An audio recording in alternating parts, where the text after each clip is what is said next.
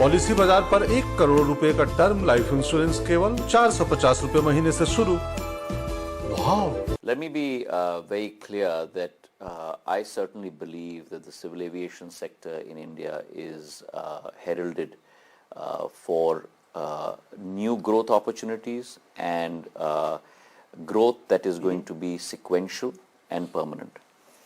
The civil aviation sector in the last, if you take out the COVID years, has experienced close to about 10.6% growth.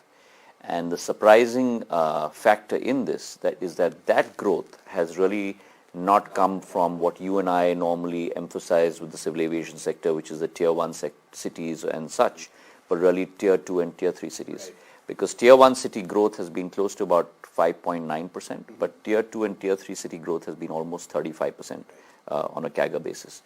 So that's where the growth potential is coming from. If you look at the numbers, and these are really reassuring numbers, not necessarily a data point, which is December 24th, right, which by itself is a new record.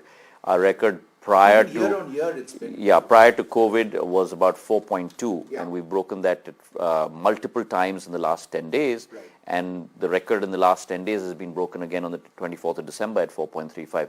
But that to me is not as, it is significant, but not as significant as if you look at the pro rata numbers of your bumper year, which was calendar year 2019, right, prior to COVID, where we had 144 million domestic flyers. And if you look at that on a pro rata basis, you're looking at roughly about 95 million up till November.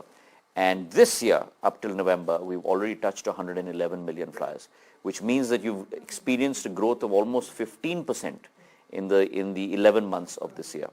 And therefore, I see this year as being a new growth year for civil aviation. Sure. And that's really coming from two factors. One, of course, is a tremendous desire of people wanting to travel. And the second really is a huge growth in terms of the value proposition, in terms of airlines increasing their fleet size, right, as well as the number of airports growing.